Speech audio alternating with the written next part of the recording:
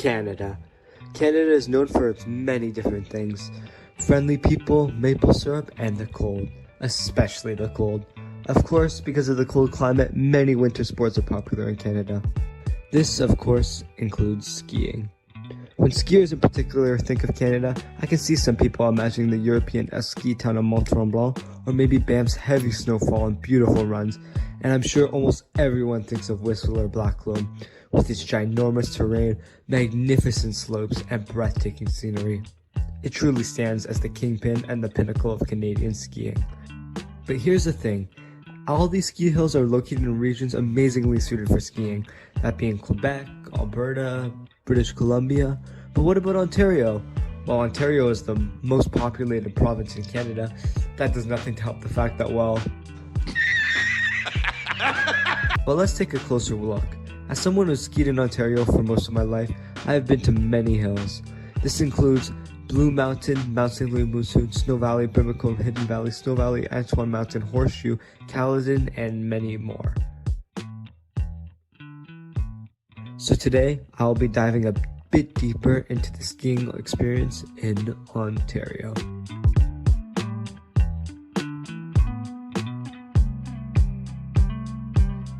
Let's go over the obvious first. The major reason why Ontario skiing is not as prestigious as skiing in the other provinces is its geography.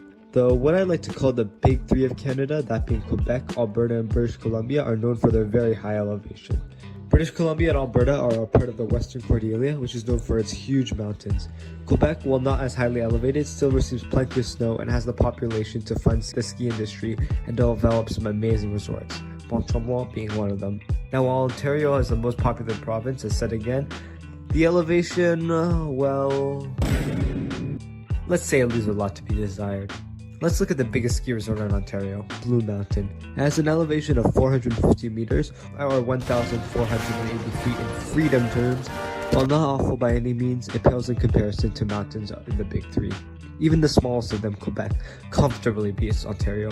Le Massif, a resort I have personally visited, check out the video here, has a maximum elevation of 806 meters, or 2,644 feet. And this isn't even the biggest mountain in Quebec. So, while Ontario doesn't really have, let's say, the natural advantage, what it does have is population. A lot of people in Ontario enjoy skiing, and supply will always meet demand. Many ski resorts have sprung out to accommodate these skiers.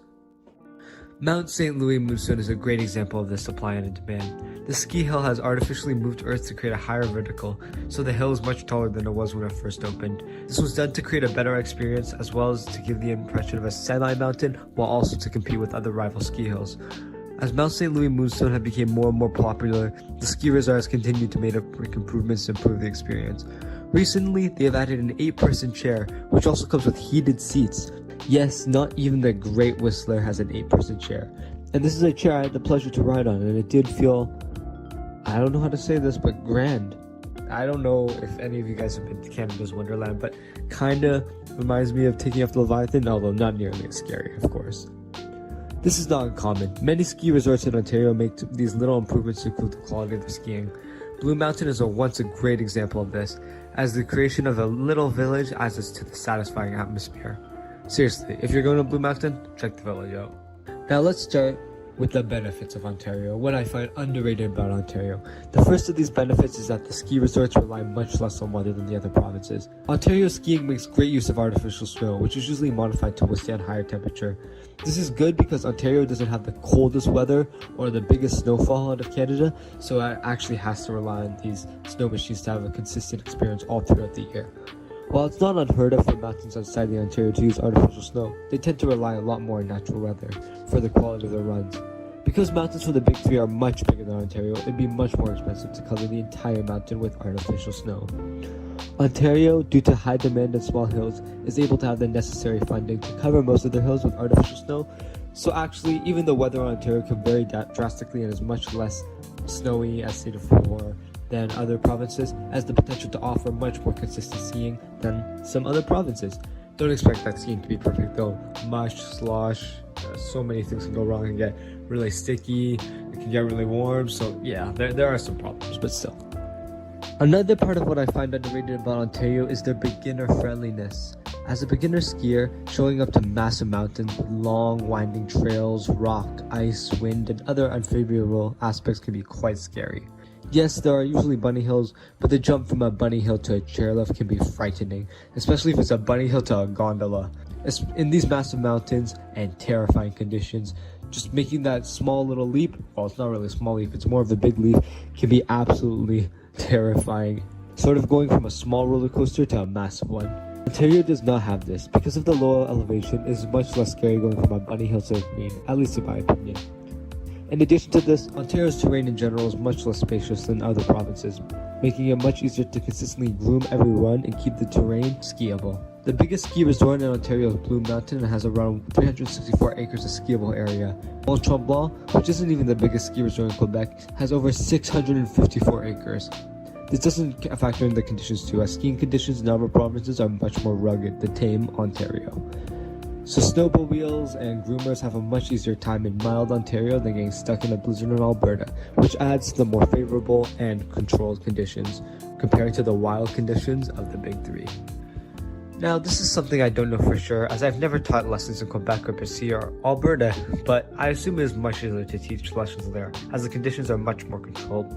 I've taught lessons before, and the groomed Ontario conditions makes it very easy to have a controlled lesson. Granted, beginner lessons usually take place on bunny hills, which are generally the same across Canada, but the transition, once again, of taking a student from a bunny hill to a big hill is probably more difficult. Getting over fear is a huge part of learning, and ski hills in Ontario are in general nothing to be scared of for beginners, at least. On the other side of that, Canadian skiers in general outside of Ontario are much more advanced and skillful because of the conditions and terrain that they have to deal with.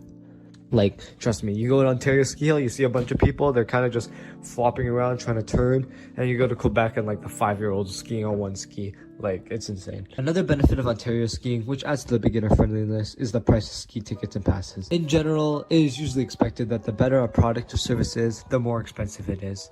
And this does include Ontario.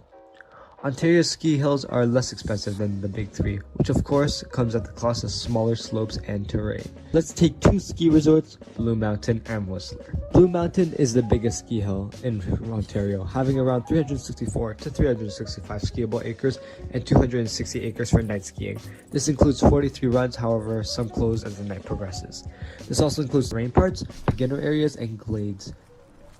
It is open for an average of 149 days a year, with an average around 110 inches of snowfall, but this does not include artificial snow. Whistler Blackcomb is the biggest ski resort in BC and all of Canada. Keep in mind that this is two different ski resorts, just bunched into one. It has a whopping, listen, get this, 8,171 skiable acres. 8,171. It has over 200 runs, 16 alpine bowls, 3 glaciers, terrain parks, beginner areas, glades, a peak-to-peak gondola, and more. Whistler Blackcomb is an average of 185 days open and an average of 448 inches of snowfall. And once again, this does not include artificial snow. For these prices, Whistler Blackcomb is obviously the more expensive option. For an adult, 23 to 64 years old, a day pass costs, well, it says $94 to $149. Okay, this is a bit confusing. I don't normally go to Blue Mountain, so I don't know why there's a price range rather than one price, but we'll say it's the average of $121.50 for a full day pass. An unlimited season pass at Blue Mountains is $354 online, but this also gives you access to hiking trails and biking trails during the spring and summer and fall. And there are other benefits too, so this is actually quite a good deal all in all. To be honest, I'm pretty surprised with how good of a deal this is. Good job, Blue Mountain. Make more snow. Make your runs less slushy. Obviously, a day pass at Whistler or Blackcomb is much more expensive. For an adult, 19 to 64, a day pass is $219 without tax. And wait for this, for an unlimited pass at Whistler or Blackcomb, it is a whopping $1,403. $1,403. Of course, this comes with other benefits, but you can see the differences in pricing. $1,403. That's like the new Dinosaur skis plus $400, blah, blah, blah, blah. Obviously, for a more experienced skier, Whistler will give a more magnificent experience. Provided there is snow, of course, which is a bit of a problem right now, but that's okay. So paying these prices for Whistler and Blackcomb Pass, while substantial, may be worth it for some skiers, particularly the more experienced skiers and tourists. But for people who can't make the most out of the mountain, it may be more value for their money to actually get the Blue Mountain Season Pass. Now obviously Blue Mountain and Whistler Blackcomb are across the country in 2 different provinces, and it's not a really one-to-one choice. But this just adds on to the point of beginner friendliness, as the cost, while expensive, seems much more reasonable for a beginner, because they're not going to make the most of the entire Whistler Blackcomb, especially if they're just starting. Keep in mind that I could not examine every single ski hill in Canada, so there may be some ski hills in Ontario that are more expensive despite being smaller than the big 3 counterparts, and vice versa. Hey, small ski hills exist outside of Canada. You never know. There might be a tiny Quebec ski hill somewhere, or some back trail. I don't know. Another benefit of Ontario skiing is night skiing. Now this ties into the same concept of snowmaking. Since Ontario ski hills are drastically smaller than the big 3 on average, it is much less expensive to build lights all around the ski hill. Now while night skiing is certainly not unheard of outside of Ontario, it is much less common. This was something that surprised me when I skied out of Ontario for the first time, as Le Massif closed its hills before the night, which was something I was not accustomed to. Now, while night skiing doesn't exactly offer the perfect experience due to freezing and poor vision sometimes, more time on the slopes is never a bad thing. Now, while night skiing isn't a perfect experience due to freezing and poor vision and other factors, more times on the slopes is never a bad thing. Night skiing plays a crucial role in the accessibility of skiing in Ontario. A lot of people in Ontario go to work or go to school, so they may not be able to get there in the morning. Night skiing gives people the chance to ski after work or school. This allows people who don't normally ski as much the opportunity to hit the slopes more. School kids will also get the privilege of skiing, which is fantastic as many kids around Ontario enjoy skiing. This also works for skiers who can ski during the day but get extra time at night to make the most out of their money. This in turn maximizes profit for a lot of ski hills, as many people are only able to ski at night. Personally, I love night skiing. It's just a shame the conditions generally get worse. But it's something I do encourage you to try if you're skiing Ontario and got some extra time in your hands. Skiing underneath the floodlights with music blasting in your ears is a fantastic experience. Now the last thing about skiing Ontario as well, the benefits in the absence of skiing. Let me explain. Now this is not something exclusive to Ontario, but many ski resorts in Ontario have year-round activities. For example, Blue Mountain is famous Ontario. Now personally, I have gone mountain biking and hiking there, and I can confirm it is quite fun and sometimes challenging. Horseshoe is another place that I've biked at, and I can also confirm it's enjoyable. They also offer treetop trekking, which is also quite fun. Now how does this relate to skiing? Well, most ski resorts offer some kind of deal or discount if you purchase a season pass or some other promotional offers. Many ski resorts offer these deals, including but not limited to Blue Mountain Resort, Horseshoe Resort, and Brimacombe. In conclusion, while Ontario is not the prime destination for skiing in Canada, its combination of easier accessibility and beginner friendliness gives it some advantages. Ontario skiing is not nearly as bad as some people make it out to be, and I do find it to be quite underrated in some aspects.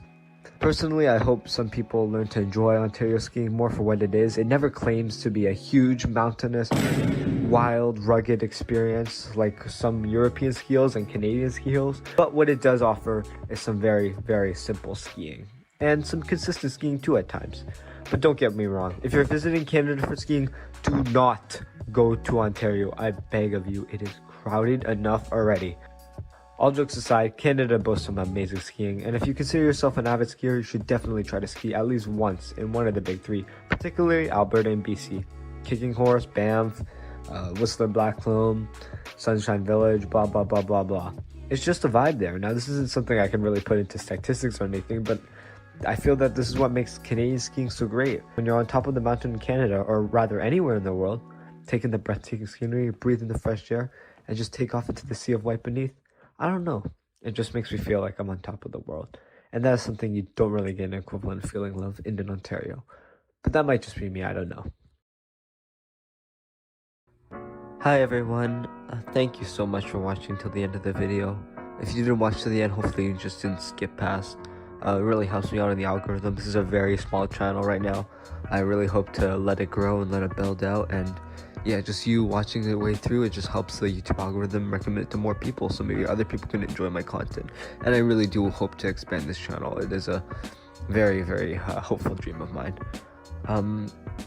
Thank you all for watching. Once again, if there's any ideas you have in the comments, let me know any topics you want me to cover on. I do hope you can like the video, and please subscribe if you enjoyed. I know subscribing, all these YouTubers say subscribe, it's free, but it really does help out the channel. It may not seem like it to you because it's one click away, but it does help a lot.